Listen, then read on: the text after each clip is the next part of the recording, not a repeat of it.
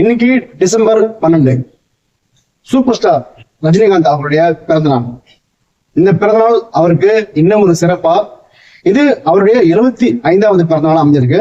இதனால அவரது ரசிகர்கள்லாம் ரொம்ப உற்சாகமா இருப்பாங்க. இன்னைக்கு வழக்கமா பிறந்தநாள் அப்போ சூப்பர் ஸ்டார் ரஜினிகாந்த் வீட்டுல இருக்க மாட்டாரு. ஏன்னா ரசிகர்கள் அதிக அளவுல அங்க வரதுனால அதை தவிர்க்கிறதுக்காக அவர் எப்பவுமே இருக்க மாட்டாரு. ஸோ இந்த ஆண்டும் அவர் இருக்க மாட்டாருன்னு தான் தகவல் வந்திருக்கு. சூப்பர் ஸ்டார் ரஜினிகாந்த் பத்தி எல்லாமே தெரியும். அவரை பத்தி நமக்கு எல்லா விஷயமும் தெரியும். அவருடைய இயற்பெயர் சிவாஜிராவ் கெய்க்வாட். அவர் எங்க பிறந்தாரு, அதுக்கப்புறம் பஸ் கண்டக்டரா இருந்தாரு, அதுக்கப்புறம் சென்னைக்கு வந்தாரு, நடிப்பு கல்லூரி சேர்ந்தாரு, டிப்ளமா பெற்றாரு, அதுக்கப்புறம் நடிகரானாரு, இன்னைக்கு உச்சத்துல இருக்காரு. இப்ப நான் சொல்ல போறது அதையும் தாண்டி ஒரு சுவாரஸ்யமான விஷயம். இதுவும் பலருக்கு தெரிஞ்சிருக்கலாம், தெரியாத சிலருக்காக சொல்றேன். ஒரு சாதாரண நடிகராக திரைத்துறைக்கு வந்த அவர் சூப்பர் ஸ்டார் அப்படின்னு எப்படி ஆனாரு, முதல்ல எந்த படத்துல அவருக்கு சூப்பர் ஸ்டார் அப்படின்ற பட்டம் கொடுக்கப்படுது, அதை பத்தி தான் நீங்க சொல்ல போறேன். தமிழ் சினிமாவில் சுமார் 200 படங்களுக்கு திரைக்கதை எழுதியவர், 40 படங்களுக்கு கதை எழுதியவர் கலைஞானம். சாண்டோ சின்னப்பா தேவரோட தேவர் பிலிம்ஸ்க்கு இவர் தான் தொடர்ச்சியா கதை எழுதி வந்தாரு. அப்போ ஒரு நாள் தேவர் அவர்கள் கலைஞானம் அவங்களை கூப்பிட்டு நீ ஒரு படம் ப்ரொடியூஸ் பண்ணு, நானே உனக்கு ஃபைனான்ஸ் பண்றேன் அப்படின்னு சொன்னாரு. ஸோ இதனால சந்தோஷமான கலைஞானம் அவர்கள் விஸ்வரூபம் அப்படின்னு ஒரு படத்தை தயார் பண்றாரு. அந்த படத்தோட கதையை ரெடி பண்றாரு. இந்த கதைப்படி ஒரு அண்ணன் தங்கச்சி சின்ன வயசுல ஒரு குடும்ப சூழல் காரணமா வீட்டை விட்டு வெளியேறாங்க.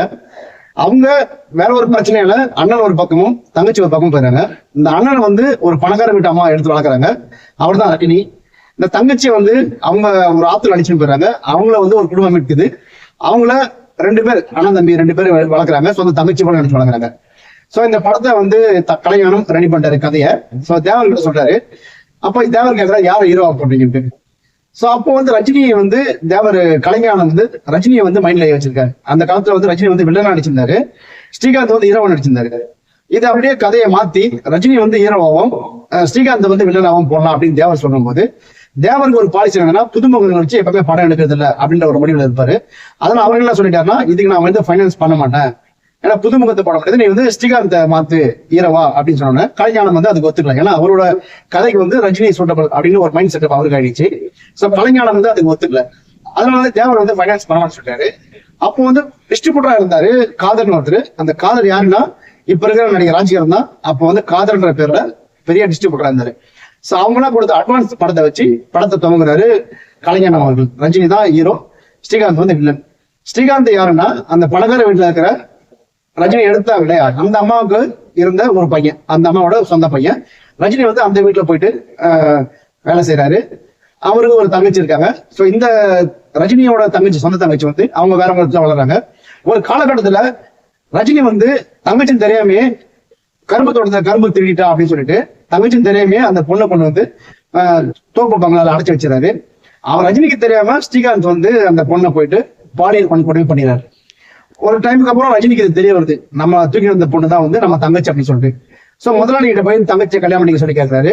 அவருக்கு முடியாதுன்னு சொல்றாரு. சோ இதுக்கப்புறம் அந்த பொண்ணு செத்து போயிடுது, தங்கச்சி செத்து போயிடுது. சோ எப்படி தங்கச்சி கெடுத்தவன பழி வாங்குற ரஜினி அப்படின்ற மாதிரி ஒரு கதைகள் போகும். சோ இந்த படம் ரஜினிக்கு முதல்ல ஹீரோவா அறிமுகமான படம். இதுதான் கலைஞானம் தான். இது போல ரஜினி ஹீரோவா அறிமுகமான படம். ரஜினிக்கு ஜோடியா ஸ்ரீதர் நடிச்சிருந்தாங்க. அப்புறம் வி.கே. ராமசாமி, மனோரமா, சுருளிராஜன், நிறைய ஒரு பெரிய இதில் நடிச்சிருந்தாங்க. முதல்ல வச்ச பேர் விஸ்வரூபம் தான். ஆனா ரஜினியோட தங்கச்சிக்கு அந்த படத்துல ரஜினியோட தங்கச்சி நடிச்ச பேர் கேரக்டர் பேர் பைரவி. சோ இந்த பைரவின்ற பேரே நல்லா இருக்கும் அப்படின்னு சொல்லிட்டு அதுக்கப்புறம் விஸ்வரூபன்ற பேரை எடுத்துட்டு பைரவின் பேரை வச்சாங்க. இந்த படத்தோட சென்னையோட டிஸ்ட்ரிபியூஷன் உரிமையை வாங்கினவர் கலைப்புலி எஸ். தாவன் அவர்கள். அந்த டைம்ல சென்னையில ரஜினிக்கு 35 அடியில கட் அவுட் வச்சாரு. அந்த கட் அவுட்ல தான் சூப்பர் ஸ்டார் ரஜினிகாந்த் அப்படின்னு ஒரு டைட்டில் போறாரு. சோ இதுதான் ரஜினிகாந்த் அவர்களுக்கு முதல்ல சூப்பர் ஸ்டார் அப்படின்னு போட்ட படம். பைரவி முதல் படம் ஹீரோ. முதல் படத்தை ரஜினி சார் சூப்பர் ஸ்டார் அப்படின்னு போட்டது கலைப்புலி தான் அவர்கள். இந்த விவரமோட 75வது பிறந்தநாள் கொண்டாடும் சூப்பர் ஸ்டார் ரஜினி அவர்கள் இன்னும் நல்ல ஆரோக்கியத்தோடும் வளமுடனும் வாழ வேண்டும்.